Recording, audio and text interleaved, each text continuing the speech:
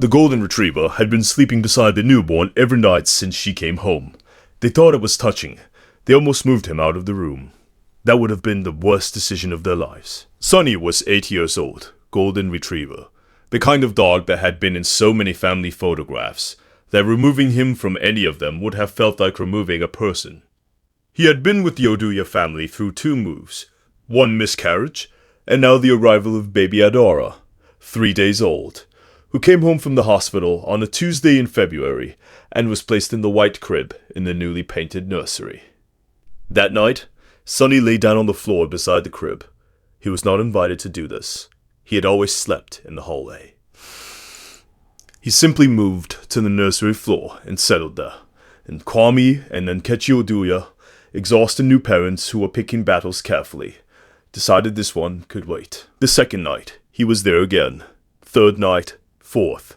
Every night, same position, floor beside the crib, oriented toward the mattress through the slats. A slow-breathing sentinel that made almost no sound. By the end of the first week, Nkechi's mother, who was visiting to help, said what she was thinking. It's not healthy for the dog to be so attached to the baby. He'll become territorial. He'll think she's his.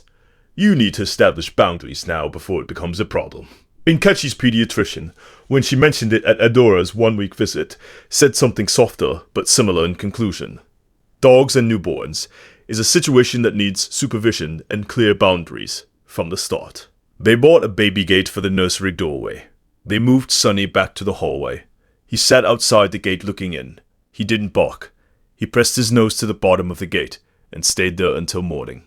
On the second night of the gate, Kwame came downstairs at 3 a.m. because Sonny was making a low, continuous sound outside the nursery. Not a whine, not a bark, something sustained and directional. He found the dog at the gate with his nose pressed to the gap at the bottom, making that sound toward the crib. He opened the gate. Sonny went directly to the crib. He pressed his nose through the slats to the mattress surface, where Adora slept. He pressed it to the baby's face. He pressed it to her chest. Then he stepped back and looked at Kwame with the eye contact that Kwame later described as direct in a way that he had never experienced from a dog before. Something made him turn on the light. Adora's skin had a color he had noticed at the edges for 2 days and attributed to the warmth of the room, to the lighting, to the jaundice that the hospital had said was normal, and was resolving. He had been telling himself these things because the alternative was frightening. In the light he saw it clearly. The yellow was not at the edges anymore. He woke Nkechi. They took Adora's temperature. Normal. They called the nurse line. Nkechi described the skin color. The nurse said, "Go to the ER now. If you stay for stories about what animals sense before we do, you are in the right place. Subscribe so you don't miss the next one." Adora's bilirubin level at the hospital registered at 22 milligrams per deciliter. Critical threshold for a newborn heart rate is 25.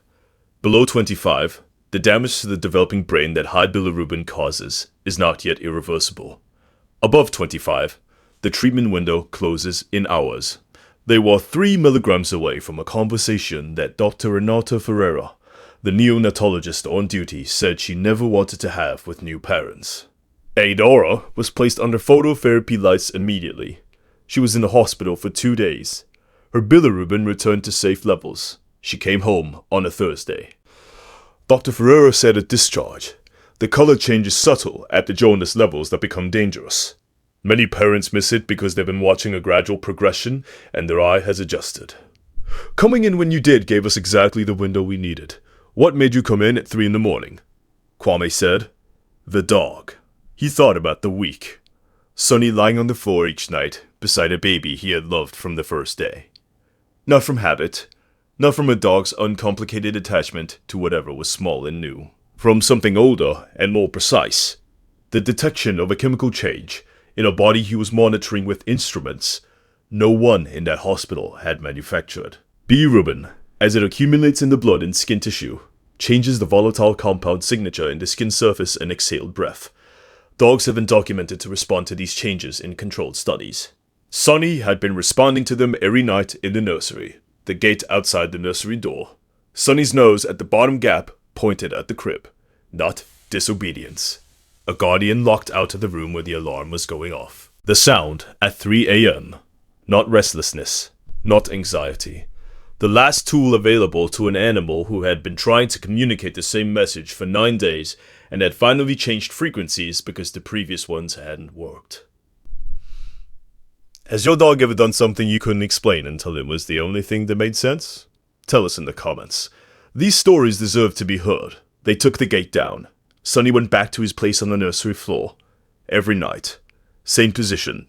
Same quiet watch. Adora is 4 months now.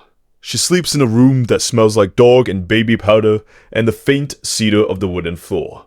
And Sonny lies on the floor beside the crib and breathes slowly in the dark, doing what he has always been doing in a house that now understands what it is. Every guardian deserves to be recognized, even the ones who never asked for anything in return. If stories like this matter to you, subscribe so you never miss the next one. Nkechi took a photograph the week Adora came home from the second hospital stay. It is just Sonny on the nursery floor, the crib rail above him, the soft shadow of the baby in the mattress behind the slats. She keeps it on her phone. She has never needed to explain it to anyone who has also been a new parent in a house with a dog who would not leave. Tomorrow. A bulldog who sounded the alarm no human had thought to set.